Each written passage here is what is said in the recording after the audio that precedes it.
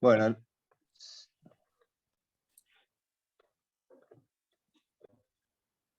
ahí arrancamos.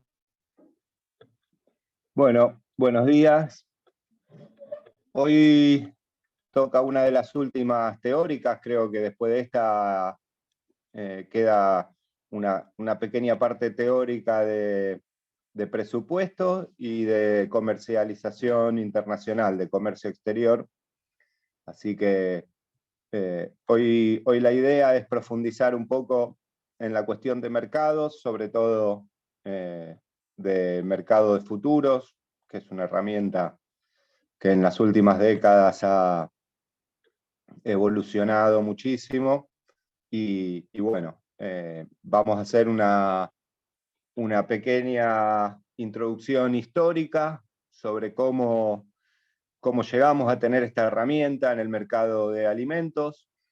Y después va a seguir una parte que va a dar Fernando sobre operatoria y ejercitación, propiamente dicha, pues lo tenemos que conocer.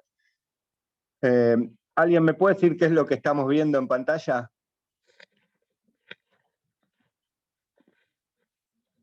Rutas aéreas. Rutas aéreas. No. Como zonas de concentración, puntos de Bueno, concentración. ¿de concentración de qué? Ah, de algo de interés.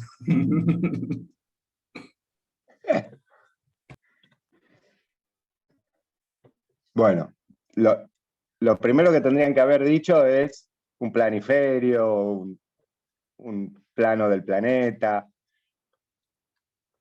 pero se ve que se veía y que lo dimos todo por hecho. Y sí, efectivamente vemos rutas, pero ¿rutas de qué? Es la pregunta.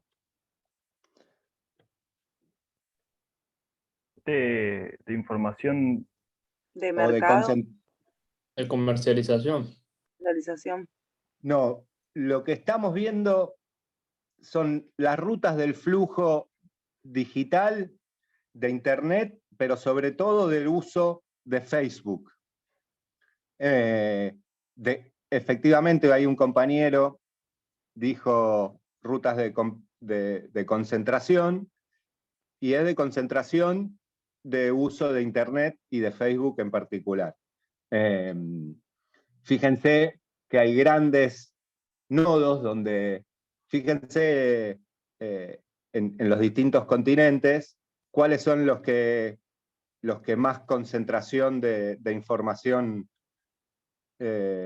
tienen. Tenemos América del Norte, Europa, Asia, sobre todo la parte de China, América del Sur, sobre todo Buenos Aires, la zona central de Córdoba, Santa Fe, sur de Brasil. Bueno, y las líneas que cruzan son líneas subterráneas, y en realidad no son subterráneas, son líneas que cruzan el océano. No sé si saben ustedes que Internet, nosotros estamos acostumbrados a hablar de la nube, a tener Wi-Fi, pero la realidad es que Internet y toda la conectividad digital se hace sobre plataformas físicas. No está en el aire Internet. La información no está en el aire. Cuando uno habla de la nube, colgué, uso la nube, ya no uso mi disco rígido de mi computadora, uno piensa que está en el éter, en la nada, pero la información está en servidores y en lugares físicos que en su mayoría están en el norte. Muchas veces pasa que uno para enviar, uno está al lado de una persona y le envía una foto, y esa foto en realidad primero se va a un servidor de Estados Unidos, se almacena allá y después vuelve al familiar o al amigo a quien se la quiso enviar. Así que, y los puntos que, esto para hacer una pequeña demostración introductoria de que hoy todo el flujo, todo lo que nosotros hacemos prácticamente tiene una correlación digital. No solo los movimientos, ustedes saben que su celular registra cada movimiento que ustedes hacen, y no solo movimientos, sino también nos registra lo que hablamos, lo que decimos, y después nos ofrece contenido relacionado a eso que nosotros mencionamos. Seguramente les pasó. Bueno, hoy en día la información de mercado también es toda digital, está toda digitalizada y con una gran influencia de lo que se llama inteligencia artificial. Ahí ustedes tienen algunos círculos que indican los mayores lugares donde se comercializa la producción de alimentos mundial. Tenemos Chicago, tenemos Winnipeg, New York, tenemos Londres, Frankfurt, Amberes, tenemos Beijing. Entonces, fíjense cómo esos mayores mercados justamente se correlacionan con los puntos donde hay mayor concentración de información digital. Pero antes de entrar al tema, vamos a hacernos una pregunta relevante para entender después, más adelante, cuál es la función que hoy tienen estos instrumentos que vamos a ver. ¿Qué tiene que hacer el PAN en la bolsa? No en la bolsa del pan, sino en la bolsa de comercio. Y acá podemos mencionar un informe sobre el desarrollo mundial del 2008, que después se lo vamos a subir a la plataforma para aquel que lo quiera leer y profundizar, que fue un informe especial sobre qué rol y qué función tiene la agricultura para el desarrollo del planeta. Este fue un informe hecho por el Banco Mundial, donde estuvieron involucrados más de 400 expertos en diferentes disciplinas y áreas del conocimiento, como ahí se mencionan, y de ese informe surge una advertencia para el planeta y sobre todo para los decisores. Y allí comentan que el hambre y la mala alimentación de 3.000 millones de personas, que es prácticamente un tercio de la humanidad, la obesidad, el exceso de alimentación, innumerables enfermedades, también en miles de millones de seres humanos, tienen un origen común, que es el desacoplamiento, la separación, la enajenación, la financiarización y la globalización de la producción y el consumo de alimentos.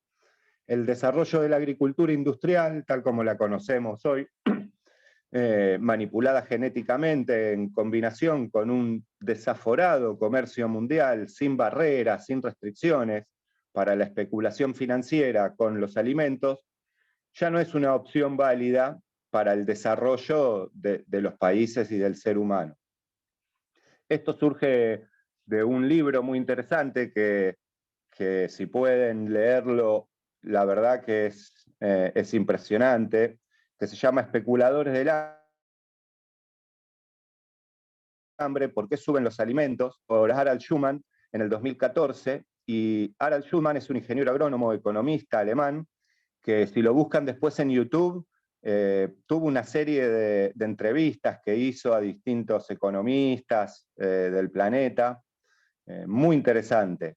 Y el libro este en particular se enfoca en qué pasó en los últimos 10, 15 años con la especulación en el mercado de alimentos en especial, y desentraña ahí toda una serie de cuestiones ilegales que, como están a veces, ustedes saben, a veces están hechas para los que no podemos zafarlas. Las grandes empresas, los grandes conglomerados, los grandes bancos, hacen y vienen haciendo desde hace varias décadas lo que se les canta por fuera de la ley, y después lo que hacen los países es acomodar la ley a lo que hacen esos actores globales. Entonces para entender, esto es lo que está pasando hoy, que se desacopló la producción de alimentos de la comercialización. Entonces se produjo en el mundo un problema muy grave con el tema de los alimentos, porque la especulación hace que los precios de los commodities suban, y eso arrastra a todo el resto de la cadena alimenticia que tiene como base o como insumos parte de esos commodities. Ustedes saben muy bien que en las últimas décadas, lo vimos acá con el precio, o en la última década y media, en los últimos 15 años, vimos lo que pasa con el precio de los commodities que producimos nosotros, pero en otros países producen otros commodities. Nosotros tal vez producimos arroz, pero no somos exportadores de arroz o grandes jugadores. En otros países producen cacao, en otros producen pimienta, en otros producen café, y esto pasó con todos los commodities del planeta. Y cada vez que sube el precio de un commodity, el precio final también sube, pero después cuando baja, sabemos que los precios finales que pagamos los consumidores jamás bajan. Entonces estamos frente a un gran problema. Pero antes de entrar al problema y a la herramienta, vamos a hacer un breve repaso histórico de qué pasó con los alimentos a lo largo de la historia, por lo menos de la historia conocida por la humanidad, para poder entender un poquito qué fueron los alimentos y cómo eran los mercados de alimentos. Pues ustedes saben que hoy se dice que vivimos en una economía de mercado, y eso es una falacia, porque no existe un mercado. Lo que existe es especialización, y de cómo analizar un sector industrial, existe un mercado por tipo de producto. Ustedes agarran un producto y lo quieren analizar, y es un mercado. Y ese mismo producto comercializado por vías distintas, hay que analizar cada mercado de comercialización. Entonces, vamos a empezar por la historia lejana. Esto es un pequeño, muy esquemático, muy rápido, de cómo fue la dispersión de los seres humanos, como los conocemos hoy, como somos hoy, en la historia. Ustedes saben que el Homo sapiens, nosotros somos el género Homo sapiens, pero más o menos encontraron que hace 150.000 años, hacia la primer muestra de hoy, más o menos data de 300.000 años atrás, pero en esa época sabemos que existían otros géneros Homo que convivíamos, hasta que solo quedó un género o una especie dentro del género Homo, la nuestra. Muchos investigadores afirman que bueno, que a exterminar y ayudar a terminar con los otros géneros Homo que en un principio de origen convivíamos hasta que dejamos de hacerlo, y luego la expansión por el planeta va siguiendo un poco esa cronología que ven ahí, y ese recorrido de África, una primera migración hizo que pasen a través del desierto del Sinaí hacia Asia y Europa,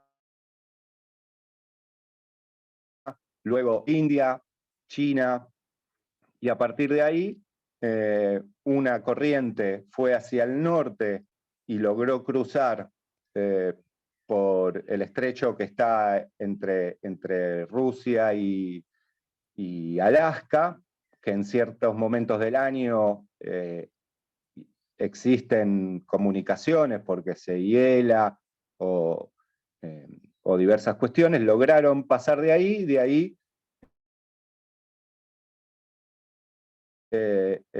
América, y fueron descendiendo hasta ocupar todo América, como se ve ahí, y también llegaron a Australia y la zona de las islas del Pacífico. Se cree que en algún momento también llegaron a América por la vía del Pacífico, pero hace 1500 años. Bueno, esto para mostrar de que el planeta estaba totalmente habitado, miles de años, pero la historia comienza bastante después, como la conocemos, a partir de la escritura y de los registros históricos que se fueron encontrando. Fíjense, esto es un mapa, un planiferio, podríamos decir, del mundo conocido por la historia 130 años antes de Cristo. Y ahí fíjense que pequeña parte del mundo, solo el norte de África, Europa, parte de Asia. ¿Y por qué conocíamos en esa época solo esta parte del mundo? Porque la historia fue escrita principalmente, o la historia como la conocemos hoy, y el recorte de la historia. Ustedes saben que en la historia universal lo que se estudia es la historia antigua, la edad hasta Cristo, y después de ahí se cuenta que estamos en un momento prácticamente salta hasta 1400. Hay un periodo de la historia que no está relatado o que está muy poco conocido. Pero ¿qué pasa? Fíjense, en Egipto encontraron los primeros registros de regulación de la producción mediante la asignación de tierras productivas y la organización de los recursos naturales, sobre todo el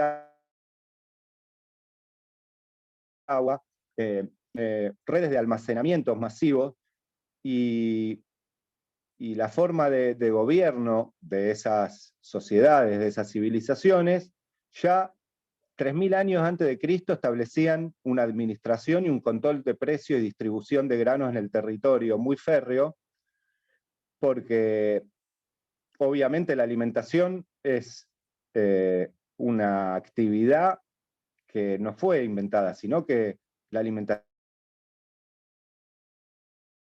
es algo natural para que el ser humano y cualquier ser vivo pueda subsistir y seguir vivo.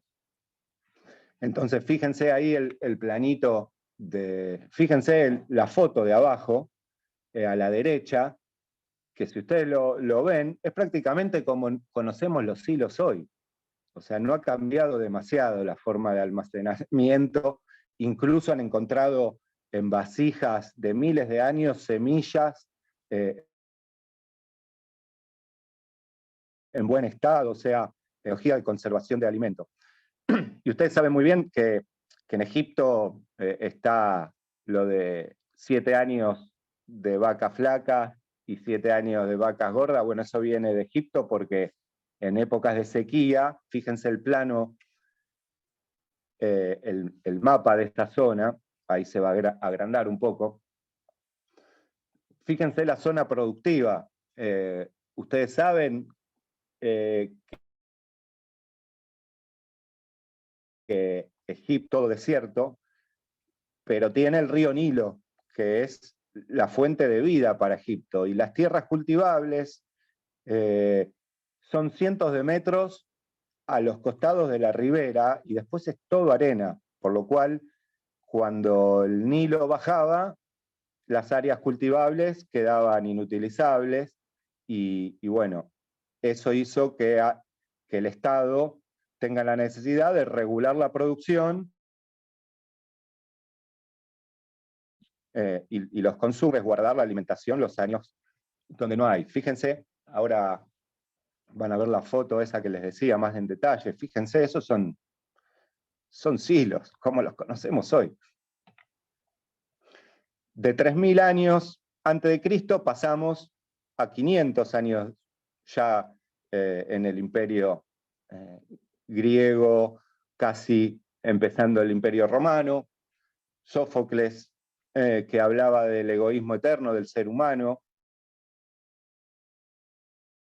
Siempre se repite la misma historia, piensa más que en sí mismo. Y recuerden esta frase, porque 1500, 1700 años después, nos van a vender la misma frase al revés. Y fíjense, durante los años de los imperios griegos, romanos y otros alrededor del mundo, siempre la importación de granos y la producción de alimentos fue una cuestión donde el Estado, llámese como se llame, nación de esos estados, imperios, reinos, como sea, siempre estuvieron involucrados en la regulación del alimento y en la distribución, para poder garantizar a toda la población alimentos. Los alimentos nunca en la historia le faltaron al ser humano, a ninguno. Sí, en momentos determinados, por sequías, por diferentes cuestiones climáticas, podía faltar el alimento, pero no como una cuestión de falta estructural. Y estos imperios armaron su estructura, su sistema de poder alrededor de la producción de alimentos, teniendo puertos específicos por donde venían. Y también en China, en el lejano oriente, que ahí habría que preguntarse, ¿no? ¿Por qué le pusieron, quienes escribieron la historia que hoy conocemos, por qué le pusieron lejano oriente? Porque no es más lejano del planeta. O sea, si uno toma la distancia, por ejemplo, desde el centro de Argentina hacia Europa o hacia China, tenemos prácticamente la misma distancia. El tema que nosotros pensamos que China está del otro lado después de... Nosotros tenemos como un conocimiento armado, estructurado en la cabeza, que cuando uno piensa en China, primero la mente, la imaginación de uno, primero dice, bueno, viene África, Europa, Asia, final de todo. Cuando en realidad uno tendría que darse vuelta y mirar para el otro lado y ver que China está tan cerca nuestro como cualquier otra parte del mundo. Y así hablo de China o de cualquier país, ¿no? Pero sobre todo de China, que es uno de los imperios más antiguos de la historia de la humanidad. Y ahí también ya había y existen registros de regulación y administración de granos desde hace miles de años. ¿Y qué pasaba en América? No nos habla de América, de qué pasaba en aquellos años. ¿Alguien puede decirme por qué la historia no nos habla de América?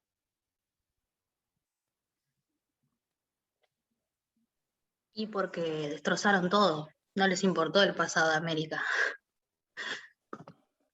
Tal cual, tal cual. La cultura americana de los pueblos y de las civilizaciones americanas fue destruida, aniquilada. Fíjense que no quedó prácticamente nada, salvo algún que otro monumento, pirámide, alguna construcción, pero América entra a la historia de la humanidad recién en 1492. Y acá, como vimos en el primer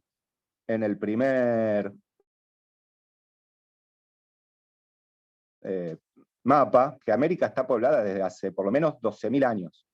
Y América estuvo poblada por civilizaciones muy avanzadas, que la producción de alimentos y la distribución de alimentos era una cuestión central y organizada de una forma muy distinta a la que impuso Europa en el mundo.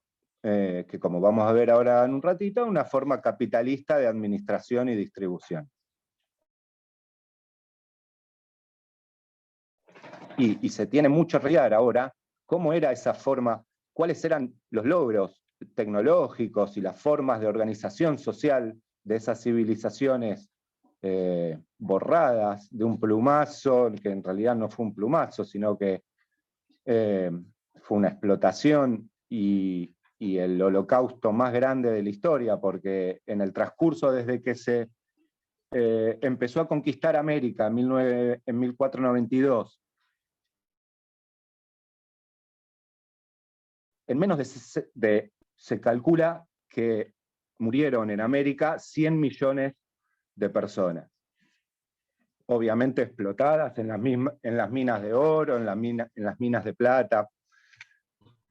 Pero bueno, las religiones también hablan, y las religiones estamos hablando de las 3 o 4 más grandes del mundo, que son la judía, la musulmana y la cristiana y el budismo. No censura económica, sino que condenan explícitamente la especulación con alimentos. Y esto siempre fue así. Bueno, vimos un poco la historia hasta el año 0, o sea, la historia antigua. Saltamos del año 0 a 1450. Fíjense, alguien que comente.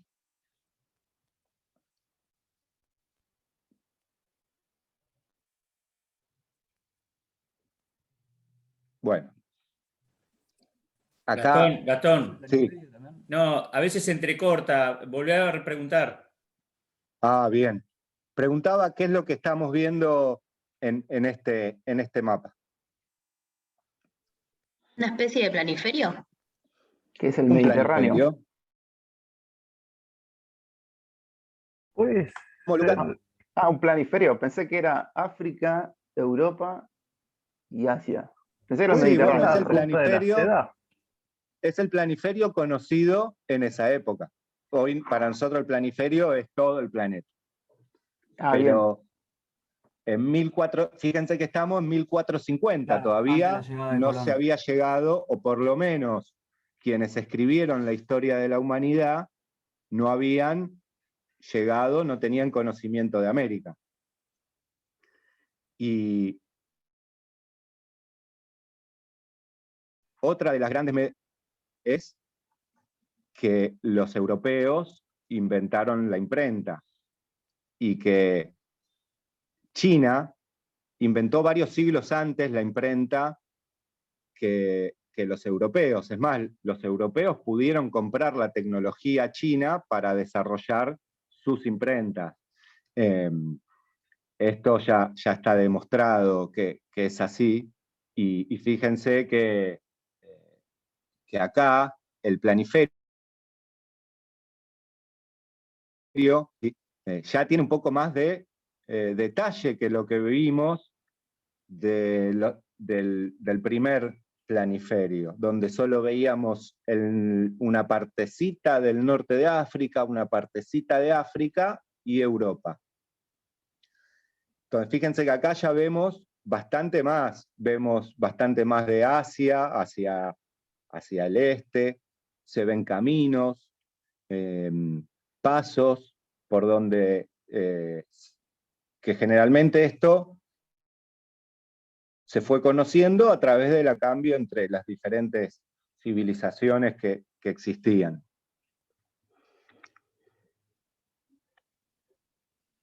Bueno, en esta época, la historia la llama época del Renacimiento. Vaya a saber por qué le pusieron época del Renacimiento. Supuestamente, desde el año 0 o desde el año 30 hasta 1400, se lo llama como la época oscura o el oscuro. Y acá ya estamos en una organización económica en Europa, que se le llamó el feudalismo.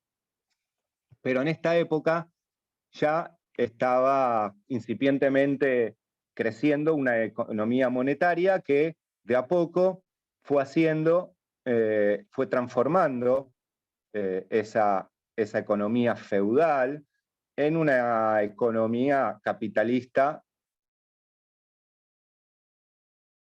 En esta época es el capitalismo como lo conocemos hoy prácticamente. Y todo esto lleva a un desarrollo donde las monarquías de esa época empezaron a intervenir en las economías nacionales, empezaron a hacer acuerdos con privados que tenían mayor capacidad para emprender viajes a través del mar, para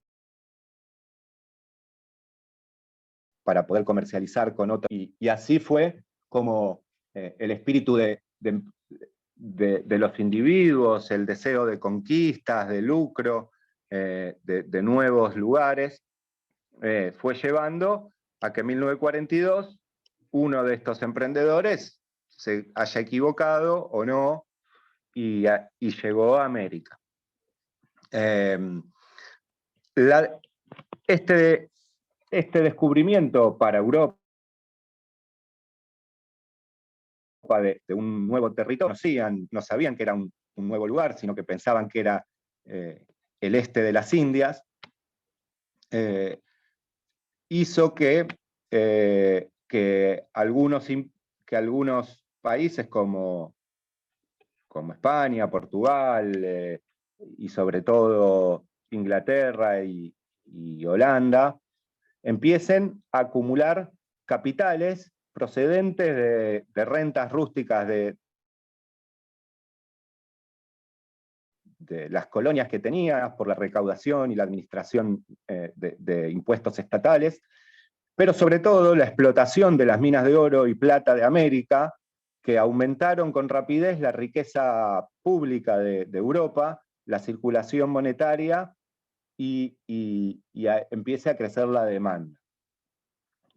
Esta acumulación de plata, de riquezas de Europa, hizo que crezca la riqueza global, por lo cual lo que hizo fue devaluar la riqueza que tenían otros imperios. No sé si ustedes saben o conocen que Europa siempre, ¿se acuerdan del primer planito de esa corriente migratoria que fue una de las primeras? Bueno, esos que fueron hacia Europa quedaron aislados durante miles de años del resto de la comercialización y del avance de la civilización humana, porque eran realmente bárbaros y no tenían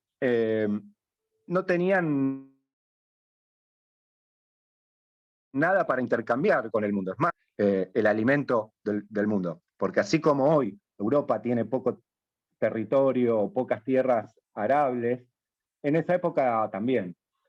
Y siempre estuvieron aislados de la comercialización hasta este momento que empezaron a acumular riquezas extraídas de América, por las cuales no pagaban nada porque usaban a los propios originarios de América, matándolos, explotándolos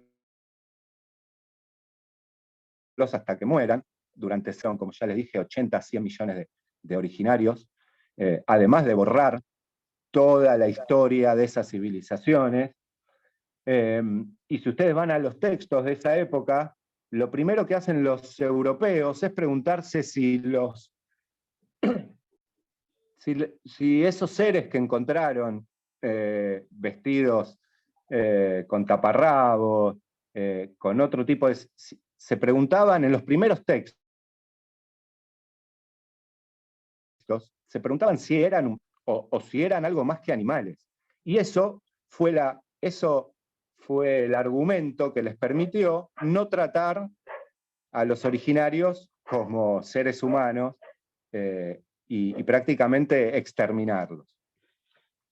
Bueno, todo esto fue una coyuntura favorable para el crecimiento de las transacciones mercantiles, A todo esto hay que sumarle factores de expansión de la economía europea, ¿no? Hacia prácticamente todo el mundo. Con la salida se abrieron los océanos.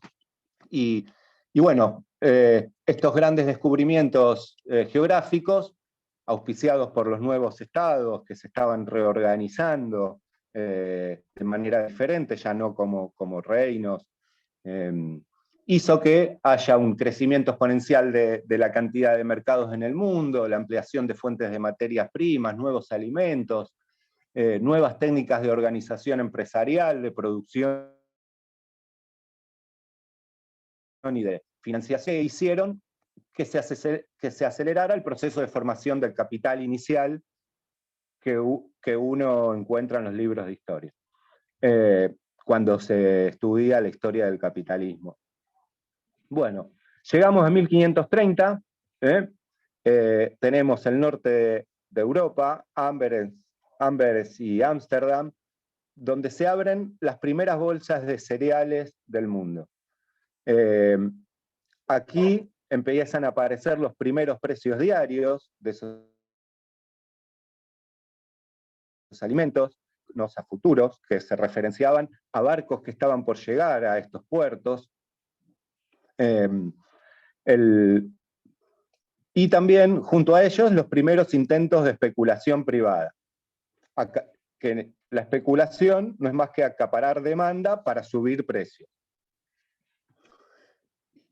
Apenas se vieron estos primeros intentos, las autoridades gobernantes intervinieron muy rígidamente y regulan los privados de cereales con estrictas reglas para controlar los precios de los alimentos, asegurando de esta forma mercancías y precios para todos los agentes económicos. Y estas regulaciones que se crearon en esos primeros momentos se mantuvieron por varios siglos. Siglos estamos hablando. Y llegamos al siglo XIX, 1800 y pico, donde la revolución industrial ya prácticamente estaba en marcha. Acá ya empezamos a escuchar a leer, porque no hay forma de escuchar lo que se decía en esas épocas, sino que se puede leer. Empezamos a encontrar los primeros trabajos sobre la migración hacia grandes ciudades, el surgimiento de fuerzas laborales, pero fuerzas laborales en Europa. La fuerza laboral significa que hay un retorno por ese trabajo, por esa fuerza laboral. O sea, hay un salario. Fíjense que estamos en 1800, hace 400 años que venían y vienen explotando en América en esa laboral. En América lo que hicieron fue destruir civilizaciones utilizando esa fuerza, pero sin que se cree una fuerza laboral. También en este siglo empiezan a aparecer la especialización de tareas, el aumento del comercio internacional y los flujos de riquezas, y aquí es cuando podemos decir que surge el liberalismo de mercado tal como lo conocemos hoy. Y por ahí se empieza a escuchar que la intervención estatal es un obstáculo para la prosperidad en la historia, que se escucha esto cuando vimos con esta breve introducción, y además podemos ampliar esto, nunca la intervención estatal fue un obstáculo para la prosperidad, todo lo contrario. La intervención estatal es lo que permite y garantiza que haya prosperidad para todos los seres humanos, independientemente de dónde venga y quién sea. Lo que hay que preguntarse en esta época es: ¿la intervención estatal es una hostilidad de quién? ¿No? Hay que ver quiénes escribieron esta frase y quiénes la promovieron. Y acá encontramos las primeras obras de Adam Smith, que la conocemos como la Escuela de Economía Clásica, ¿no? Y y las empresas privadas empiezan a reemplazar a los monopolios estatales que controlaban todo lo relacionado a la producción, distribución y consumo de alimentos. En esta época se establecen las bases teóricas del liberalismo económico como lo conocemos hoy. Fíjense, ahí vamos a pasar lo rápido, pero sería interesante detenerse porque cada una de estas bases teóricas es una falacia en sí misma, no se sostiene ni nunca funcionó como se las explicaba. La ley de competencia, la ley de oferta y demanda, la no planificación ni intervención del Estado, la libre iniciativa es lo que promueve la producción y las mejoras y las innovaciones. Fíjense ahí que dice, la suma de los egoísmos individuales conduce al bien público. ¿Se acuerdan de la primera frase que dije, que nos la iban a volver a vender después de nuevo?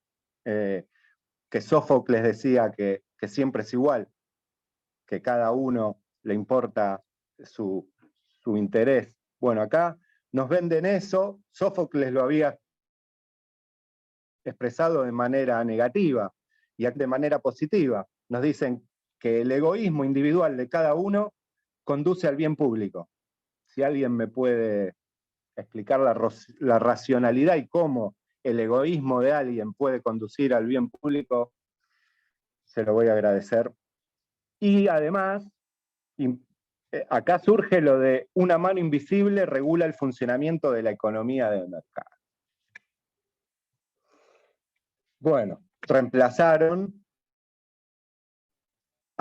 del bien público en una mano invisible.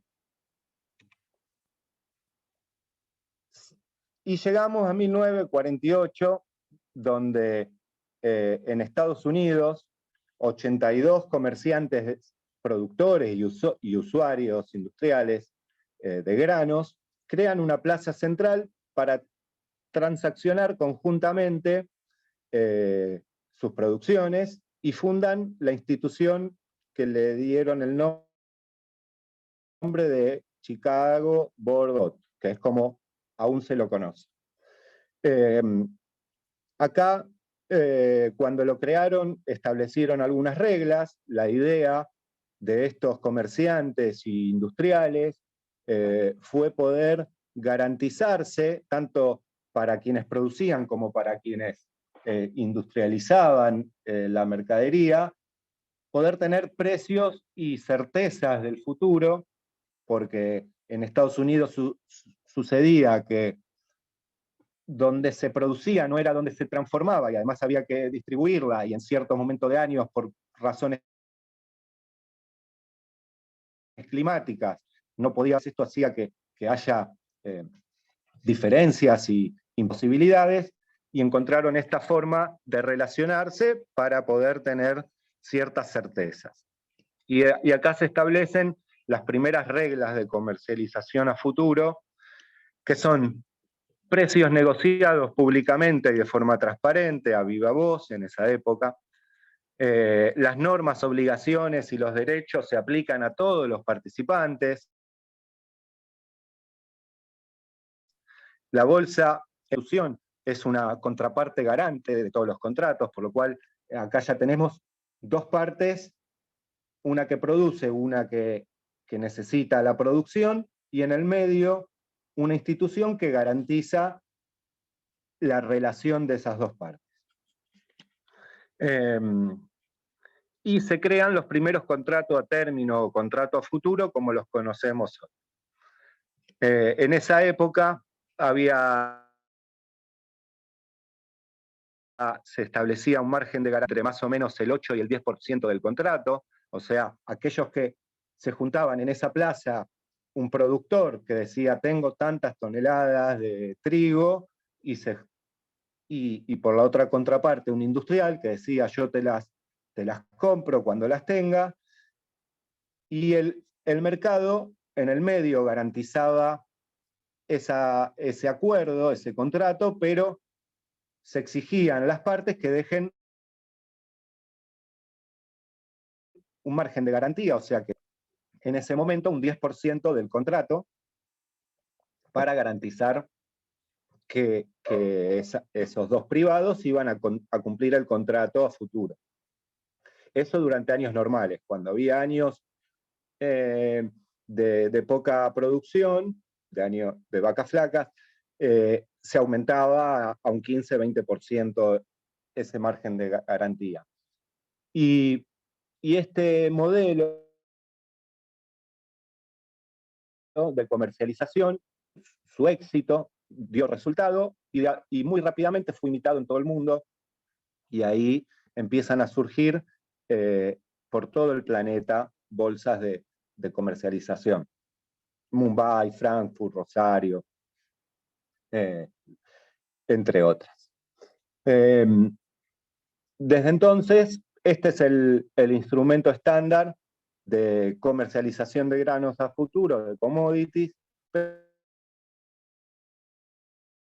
pero también de especulación. En estos momentos es cuando empiezan a surgir por todo el mundo capacidad de almacenaje, tal como la conocemos hoy, en grandes silos, con flotas mercantes. Y acá nos tienen que empezar a quedar bien claros algunos conceptos sobre los mercados a futuro. En estos mercados no se opera con productos físicos, sino que se opera con contratos entre un comprador y el mercado, o el vendedor y el mercado. En esa época, los contratos eran entre comprador y vendedor con la participación del mercado. Eso después lo vamos a ver, que hoy los contratos a futuro son entre el comprador con el mercado, con la institución, o el vendedor con la institución. Pero siempre la institución, el mercado, es el garante de la operación. La función de los mercados a término siempre fue tratar de minimizar el riesgo o precio desde aquellos que producen la materia prima a aquellos que la procesan y luego la industrializan, la comercializan. El mercado a término no participa activamente en la formación de los precios, simplemente registra y garantiza las operaciones realizadas entre productores y industriales o consumidores. 40 años después, seguimos en el siglo XIX, 1882, se crea la primera comisión investigadora en el Senado de Estados Unidos por existencia de una especulación acumulativa generada artificialmente. Acá aparece el primer especulador global con nombre y apellido, hizo subir los precios del trigo un 50% de un día a otro, justamente acaparando demanda, no oferta, sino demanda.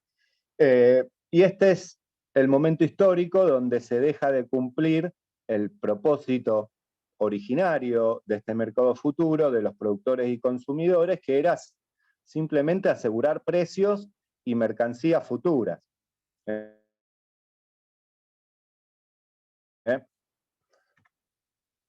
Pasamos rápidamente de 1886 a 1929. Estamos a orillas de la primer Gran Depresión. Y fíjense que el presidente de Estados Unidos, Hoover, hablando sobre los mercados a término, dicen que garantiza, esperen que justo me quedó acá,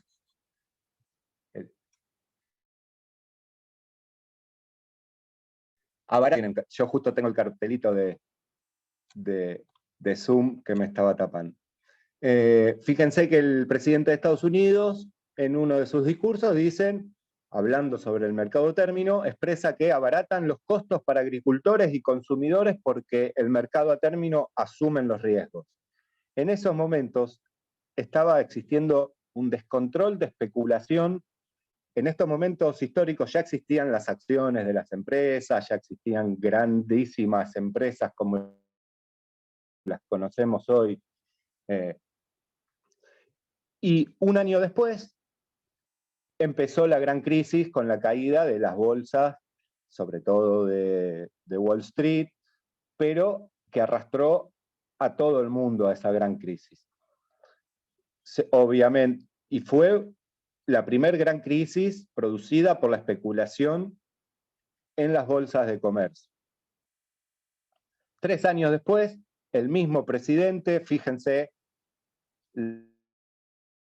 a raíz de los estudios, de los análisis de qué había pasado, fíjense cómo cambia su visión y dice: no existe prueba más evidente del abuso que los millones obtenidos por la simple manipulación de la maquinaria puesta a disposición por la CBOT.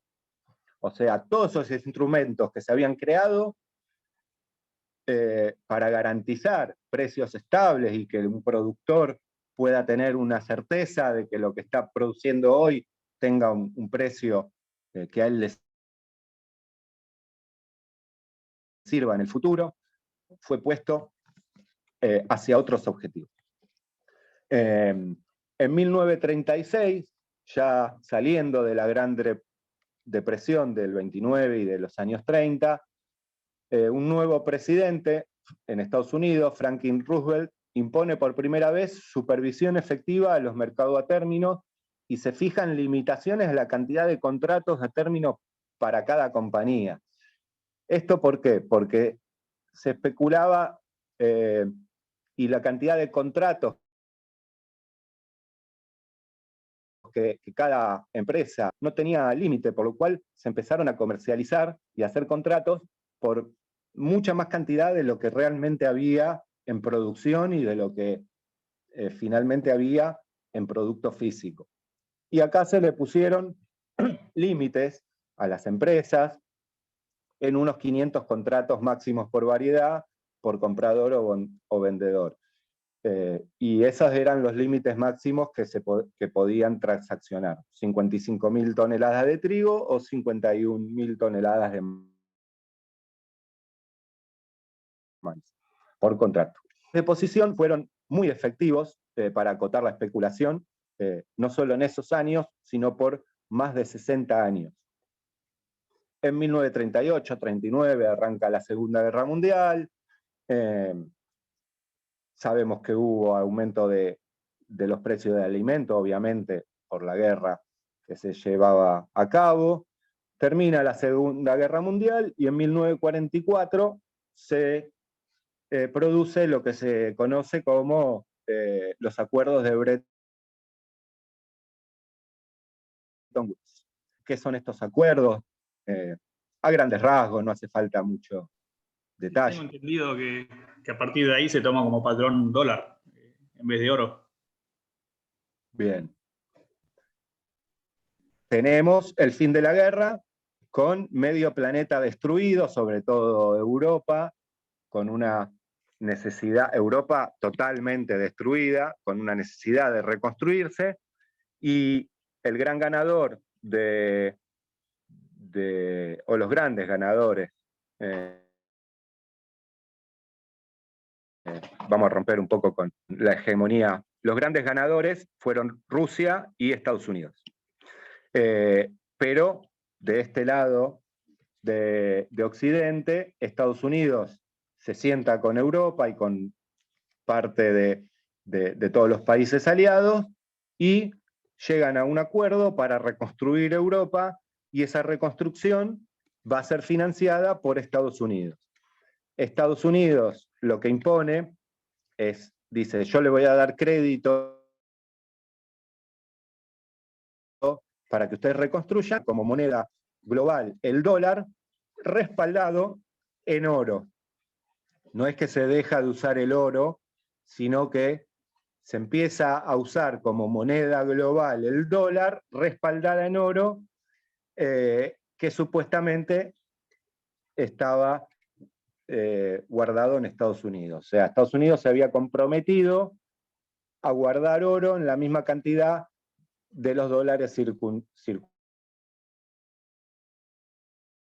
circulando en el mundo. Y esto, por muchas décadas, sirvió para reconstruir Europa, como vemos, que se reconstruyó.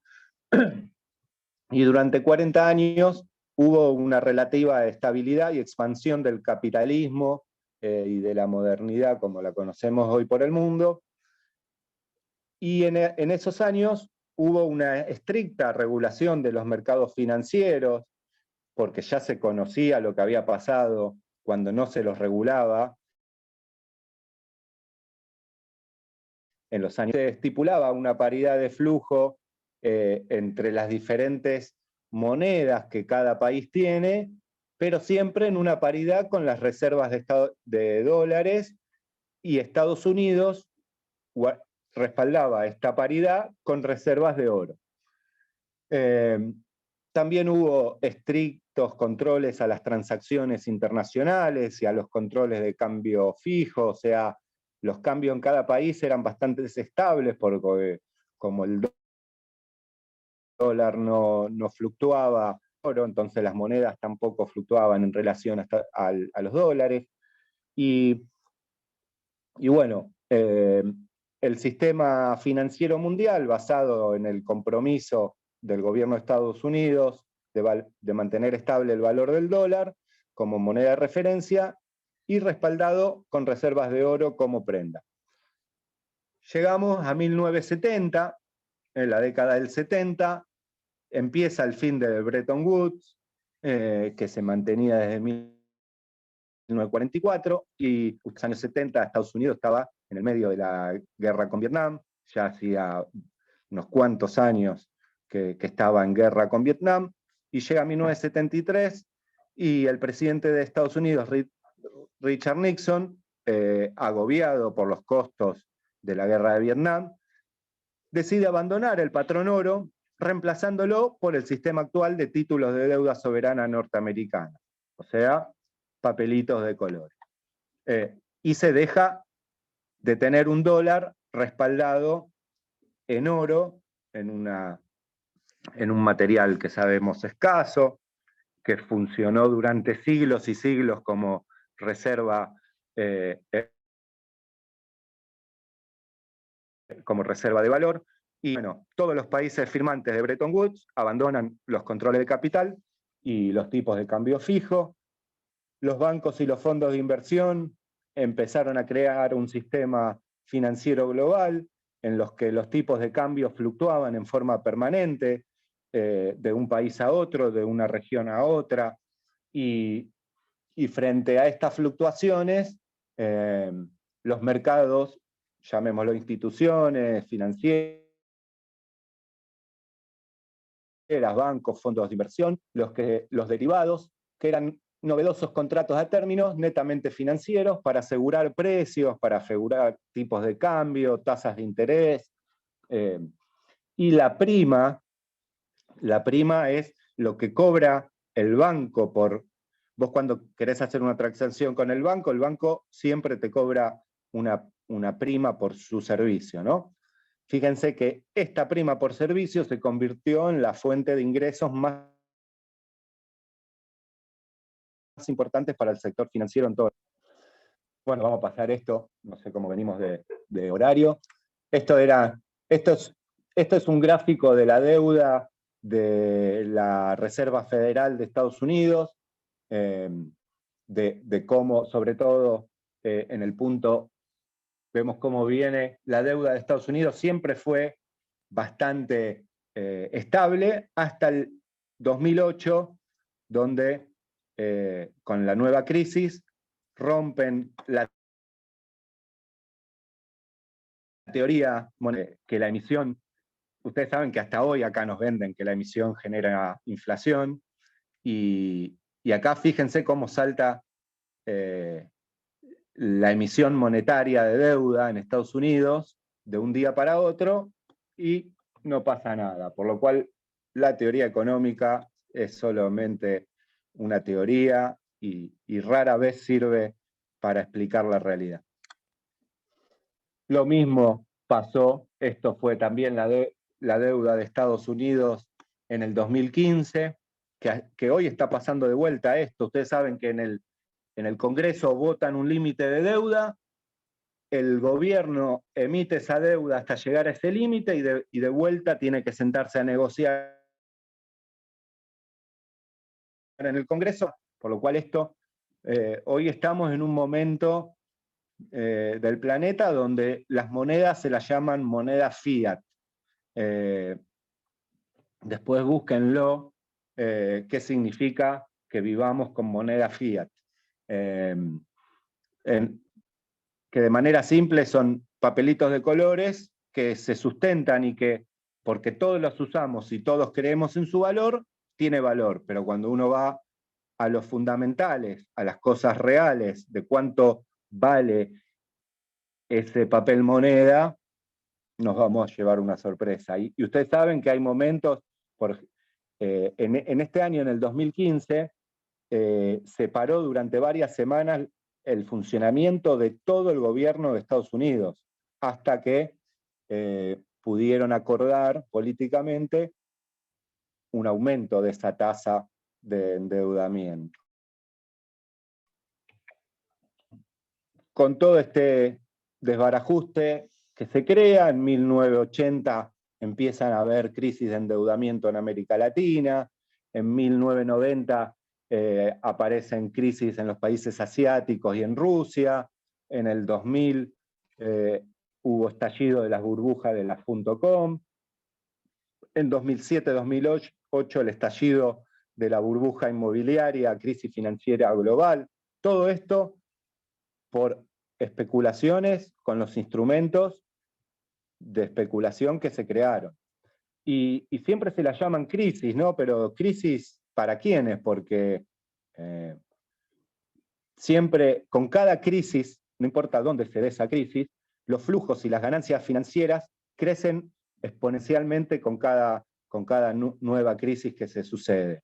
Gran parte de la población sufre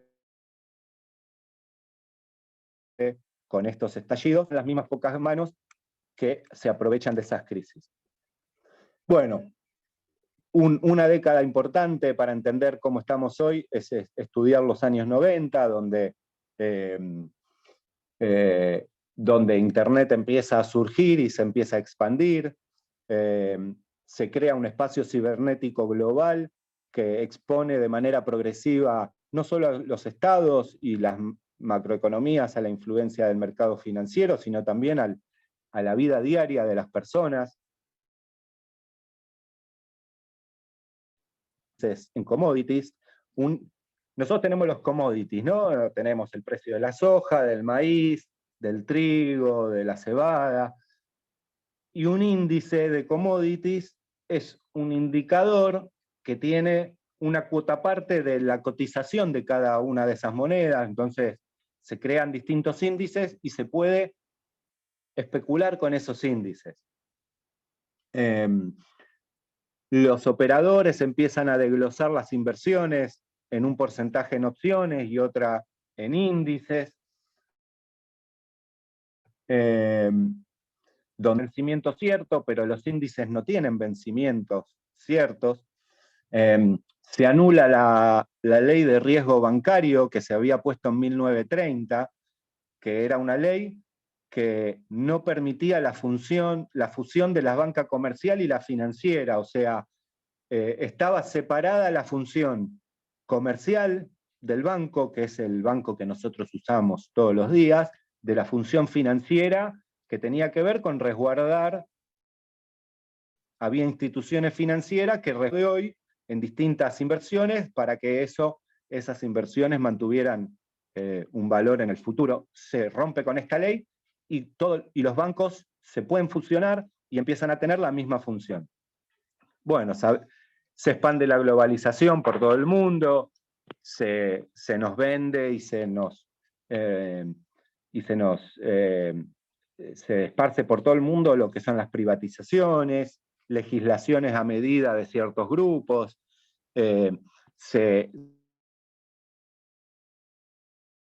se trata de que los estados, que las jubilaciones sean privadas, empieza a haber deuda barata para las instituciones financieras, y las riquezas de las naciones de todo el mundo empiezan a fluir hacia pocas manos. Crecen en esta década los fondos financieros, tanto privados como institucionales. La banca mundial comienza a negociar entre ellos mismos y por fuera de la regulación de los mercados. Hay todo un mercado enorme que se llama OTC, Over the Counter, por fuera de la cuenta de los países. Bueno, ayer salió, ustedes saben que acá hace unos años salió lo de Panama Papers, ayer salió otro estudio, y eso tiene que ver con esto, Over the Counter. Son cuentas, instituciones que manejan riquezas que están fuera de los países ya, o sea, están en un éter donde no hay forma de que los países organizados puedan controlar fondos y esas riquezas acumuladas. Y en esta época el mundo financiero se convirtió ya en una arena global de especulación, produciendo miedo y hambre en millones de seres humanos. En esta época definitivamente los precios de los commodities dejan de estar ligados netamente a la oferta y demanda en cuanto a producción y consumo, al precio del petróleo como un insumo necesario, y al clima, obviamente. Cuando uno va o hace un curso de mercado futuro, le hablan de que el precio tiene un fundamental, que son todas las cuestiones físicas reales de la producción, y después está la especulación. Y en esa época, menos del 20% de los contratos era por especulación. Hoy yo diría que el 90% de los contratos son por especulación, hablando de mercado de futuro. Y bueno, volvemos a los años 2000, donde arrancamos esta pequeña introducción histórica preguntándonos qué tiene que hacer el PAN en la bolsa, ¿no? Desde el 2008, fíjense, desde el último estallido de la burbuja inmobiliaria hasta el 2014 por lo menos, que son estos datos, el 93% de la riqueza creada, ¿se acuerdan del gráfico que recién vimos? Vamos a verlo porque es 2008, se crea la mayor emisión de la historia de dólares, que aún hoy continúa. Toda esta riqueza que se creó, que duplicó la emisión monetaria que tenía Estados Unidos. Fíjense, la deuda abril del 2007, la Reserva Federal tenía deuda, como sabemos que la economía de Estados Unidos está respaldada en deuda y no en una riqueza real. Fíjense, tenían 900.000, como un año después, noviembre del 2008, o un poquito más, acá estamos en julio, abril del 2008, fíjense, está en un nivel de 2.300, ya ni sé cómo llamarlo, billones, trillones, o sea, triplicaron su economía, su emisión monetaria, no pasó nada, pero fíjense el dato que tenemos acá, toda esa riqueza, el 93% de esa riqueza que fue creada con deuda, fue al 1% más rico de Estados Unidos y del planeta, porque estamos hablando de lo mismo. En 2019, fíjense, el rico del planeta posee el 50% de la riqueza, y esto son datos del Banco de Crédito Suizo, del Banco Mundial. Entonces ya vemos que el aumento de los precios de los alimentos sin duda genera hambre. Con cada dólar que aumenta el alimento, miles y miles de personas dejan de poder acceder a esos alimentos. El comercio con materia primas es una forma de especulación financiera. Los especuladores en bajo porcentaje son importantes para el mercado a término porque le dan liquidez y la posibilidad de concretar los contratos, pero hoy los especuladores son los que principalmente actúan en estos mercados de futuro. La especulación necesaria devino en una especulación perversa. Se legalizaron aumentos desmedidos en los precios del alimento en todo el planeta. Lo que está pasando ahora con el COVID, que acá tuvimos un aumento tremendo en los precios, no es solo algo que pasó en Argentina, pasó en todo el planeta. Porque en medio de una crisis como el COVID, una pandemia global, la primer pandemia real de la humanidad, los especuladores siguieron especulando y aprovechando todos los problemas que causó, toda la crisis económica global que causó el COVID, los especuladores siguieron actuando. Se legalizaron estos aumentos desmedidos, los precios futuros, sin duda, y eso ya está demostrado, especular con precios futuros condicionan los precios actuales, tendiéndolos al alza, no reflejan la realidad de la oferta y de demanda, pero en este sentido de producción y consumo, que tal vez tendríamos que empezar a llamarlo así, en vez de dejar de llamar oferta y demanda, que ya no explica nada, es la producción y el consumo, y que los bancos siempre ganan en época de crisis, en época donde no hay crisis, y que causan hambre, miseria y muerte en todo el mundo, y no les importa lo más mínimo. Entonces, poder regulación de los mercados a término pueden salvar vidas porque mantienen precios estables de los alimentos a lo largo del tiempo. Y si uno agarra un precio histórico de los alimentos, de los commodities, puede agarrar cientos de años para atrás, que va a ver que los alimentos siempre tuvieron un precio estable. Es más, generalmente tendiendo a la baja, porque las mejoras tecnológicas que hubieron en los últimos siglos siempre hizo de que el costo de producción disminuya. Y hoy, fíjense cómo con la mayor tecnología disponible, con todos los insumos, con todos los niveles de productividad que tenemos, y eso no hace que los precios bajen, bueno, acá hay algo que no está cerrando entonces. Porque si la tecnología sirve para aumentar la producción, para tener mejores rindes en comparación a los costos, la economía. Y algunos organismos que actúan en favor y en estudiar todas estas cosas, que es difícil estudiar estas cosas, porque son cosas que están sucediendo hoy en día, y ustedes saben que uno para estudiar tiene que ir a los libros, y los libros se escriben mucho después de que pasaron las cosas. Entonces, ¿cómo hacemos para conocer y actuar contra algo que está funcionando hoy y que los bancos no le explican a nadie qué es lo que hacen? Desentrañar estas cuestiones y las vamos recién a conocer de acá a 20 años, como qué es lo que están haciendo hoy en la realidad del planeta. No sé si me explico. Entonces, lo que se recomienda, y que estas son acciones sugeridas por Foodwatch, que es otra ONG global, que dice que hay que introducir límites a las posiciones en el comercio. Si queremos resguardar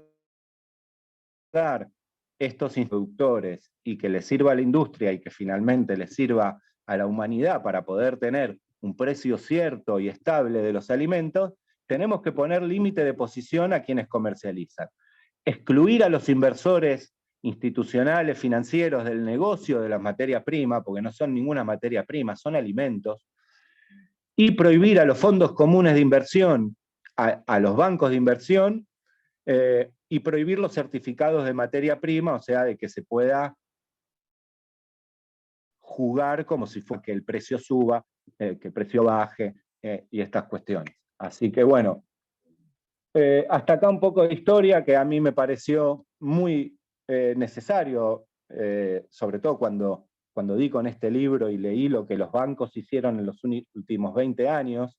Si a alguno le interesa, después le paso el nombre bien del libro y de otros libros que explican lo que pasó en los últimos 20 años. O sea, tenemos hoy ya bibliografía de lo que está pasando en la realidad de la producción y la comercialización y de la economía agraria y como gestiones, porque no es cuestión de desecharlo el instrumento, porque el instrumento tiene una base de que sirve para garantizarle precio al productor, tiene una base real que se fue desvirtuando y tenemos que ver cómo hacer para que volvamos a tener ese instrumento disponible y que le sirva a los productores y al consumidor. Así que... Discúlpame, Gastón. Hasta acá, sí, hasta Sí, yo acá. creo que hay que marcar un poco lo último que dijiste, digamos, no es cuestión de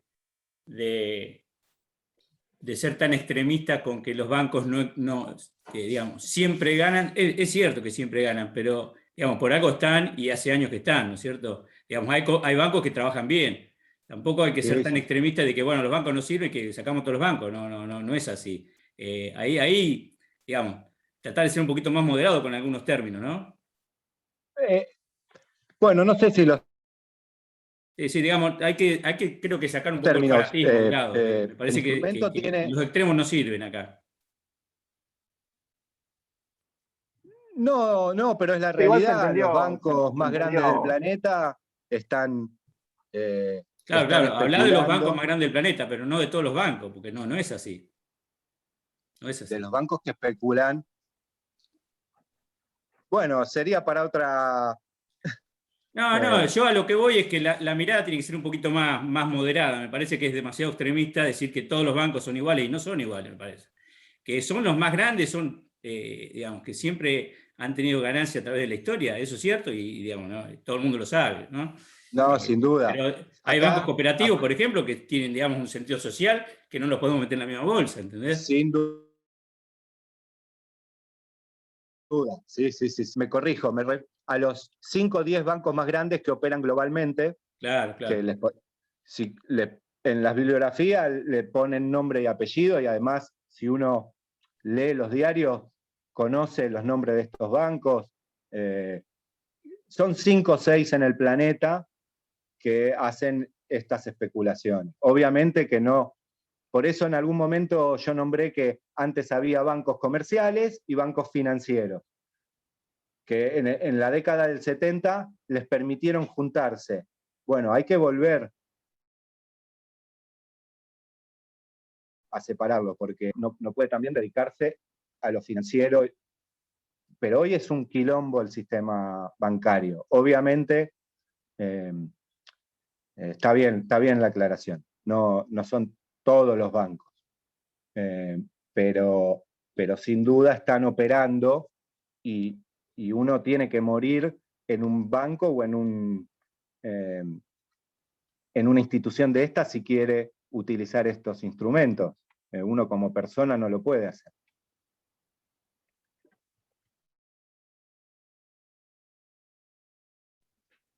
Y los términos que uso están en la bibliografía, pero tal vez hablé de los bancos en general y estuvo mal eso, pero son Claro. los bancos que están metidos en estas instituciones. Claro, tipo hablando macro, o sea, a lo macro, capaz hay grandes bancos que concentran, digamos, gran Sí, parte son 5. de los Son movimientos. 5 o 6 que tienen nombre y apellido, además tienen juicios en Europa, en Estados Unidos, todo el tiempo están saliendo noticias, por lo cual... Y más yendo a lo micro, pero- sí o sea, están los bancos, como dice Cristian, que bueno, que tal vez trabajan con otro tipo de gente, tienen otra misión, otra visión y todo ese tipo de cosas. Claro, es que el banco tiene una función en la economía, que lo hemos visto en economía, cómo circula, están las familias, están las empresas, están los bancos intermediarios, o sea, no es en contra de la función de los bancos que tienen en la economía, pero sí de la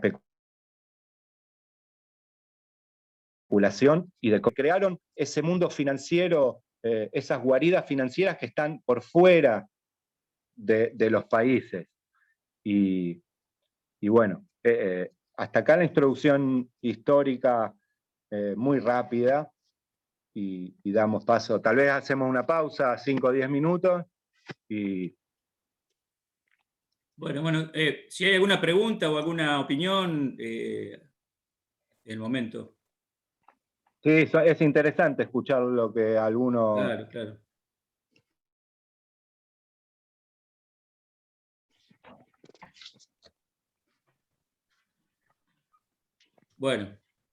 Bueno, gente, si quieren hasta menos cuarto, en menos cuarto nos juntamos. Buenísimo. Dale, bárbaro. Genial, profe. Listo, hasta luego. Dale, perfecto. Profe, disculpe que lo moleste. Interrumpa la grabación para que no se haga tan pesada después cuando la tengan que cargar. Gracias, me había olvidado. No. Gracias.